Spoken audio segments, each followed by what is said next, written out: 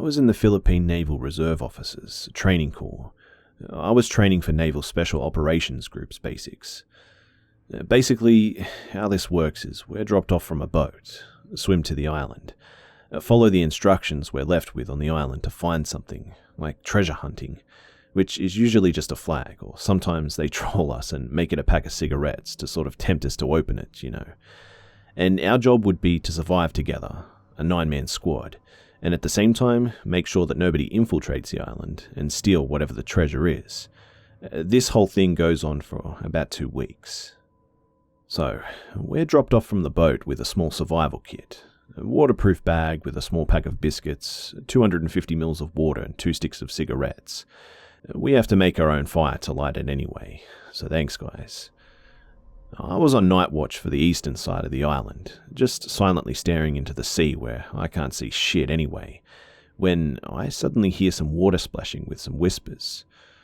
The procedure is to let them slip through me and sort of ambush these infiltrators. These are graduated men, sort of sent to fuck with us. So we do this so that we can loot them for food and whatnot that they might have on them. It's like a game, to be honest. So I just kept quiet, but as the clouds clear the moonshine lit up the place a bit, and I could see in the distance what looked like more than 20 men. Now, I knew for a fact that either something is wrong and they're cancelling this training exercise, or these are actual rebels or something. It's east of Mindanao, and there were skirmishes against the Muslim rebels going all over that region. We were only armed with a handgun, 1 mag each, and a flare gun to signal the nearby ship if something like this happened. If these guys knew that we were here, we'd stand no chance, but they were now in between me and the rest of the squad, 8 guys on other areas of this small island. So I decided that I'd just shoot the flare up in the air and hope that the ship would send help, and the rest would make it out alive, since I knew that I'd be dead that moment that I shot the flare gun up. As the flare gun dropped down, it illuminated the beach, but instead of seeing rebels or instructors, I could see staring back at me a bunch of bloodied World War II clothed Japanese soldiers who were very silent and just stood still as blood dripped from their bodies down to the sand. And then they all screamed something, so all I did was fire my whole mag at their general direction and tuck down to my dug-up foxhole. Not a minute passed by and the rest of the squad ran to me, asking what happened, and in the distance, I could hear the motors of rubber boats getting closer and closer, and a coastal patrol ship's spotlights illuminated the whole beach, and there was nothing there. No footprints on the sands, no people, nothing. They even launched a helicopter from the ship and called in another Coast Guard helicopter to search nearby, and sent a search party in the small island. And they saw nothing. I just lied there, pale and shaking. I was sent to the hospital, thinking about myself, if what I saw was actually what it was, or was I going mad from sleep deprivation and seeing hallucinations? Then, a senior officer came to visit me to ask what happened. I just said without hesitation that I saw the Japs.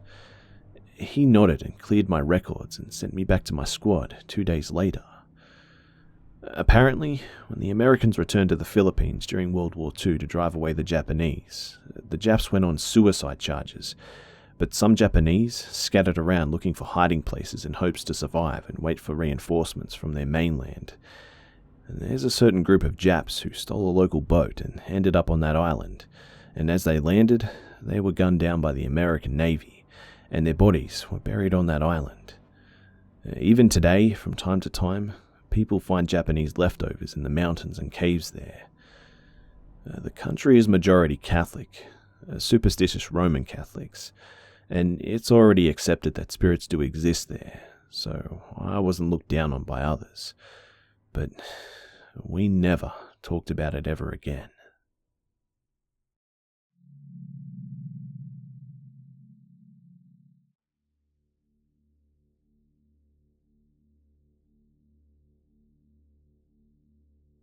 The story I'm about to tell you is about a personal experience of mine, around the time I was 14, in 2011.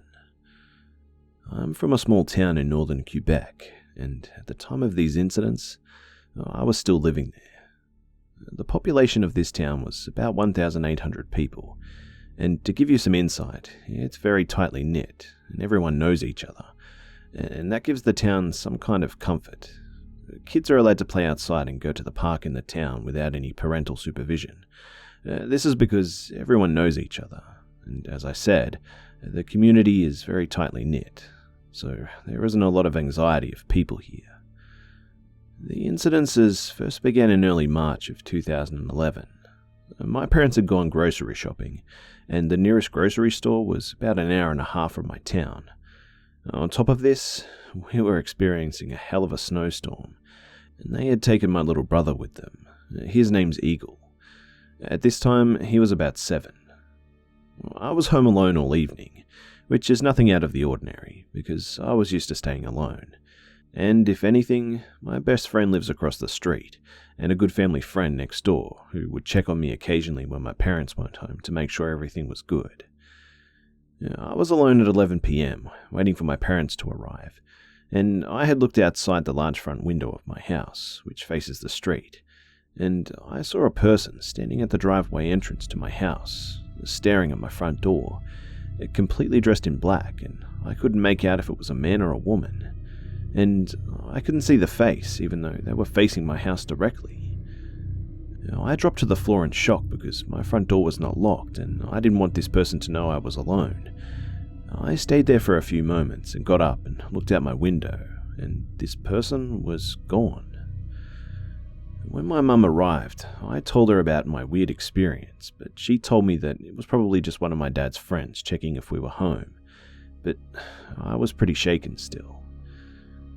A couple of weeks later, I was cleaning my room, and there was still a large amount of snow outside, and my backyard in the winter is impossible to get around because of the snow, and it's just forest behind it. So, one night, I'm cleaning my room, and I hear someone start banging loudly on my bedroom window, and I crawled under my bed and started screaming for my mum, refusing to look out the window. When my mum entered my room, I told her what had happened, and she told me to stop overreacting, that it was probably just the wind, or maybe my dad just dropped something in the basement. So I just brushed it off again and went without incident until July. One day, I was swimming in my backyard in one of those larger inflatable pools for families, and someone threw a large rock at me and hit me. I got up right away and told my brother to stop, but he wasn't there. There was nobody outside. I didn't really know what to think of it. I just thought that it was weird, and when I asked my mum where my brother was, she said that he was inside with her the whole time. And this is where stuff got really weird. The next morning, my mum asks me why there's so many large rocks in our pool, and if I did it, or if my brother did. I told her no, but I told her again about the person who threw the rock at me the day before, and she thought it was probably my friends. This happens every day for a week too. Each day we emptied the pool, only to find more rocks the following morning, and I grew tired of my mum blaming me or my friends and not knowing who kept doing this. Then I was laying in bed. This was at night time, and I was trying to go to sleep, and someone banged on my window again. I just bolted out of my room this time and told my parents, but it was the same damn response. You're overreacting. It's probably your friends. Then I realized this is probably the same person from this winter. So I asked a good friend of mine at the time, Kobe, to help catch whoever this was once and for all. It was a weird situation. We were always into scary stories, and we found ourselves in the excitement and the mystery of one. And I guess you could say that we didn't take my situation as seriously as we probably should have. So, the week after the rock incidences started, we put up a tent on my balcony because my parents like us all to watch the stars, and have snacks and look at the northern lights. Enough for a tent and whatever friends slept over. We were usually in there anyway. Then one night, me and Kobe and Eagle are at home, and I had to get something in the tent. I open the door, and it's about 10 p.m, and I see a flashlight shining around and go off.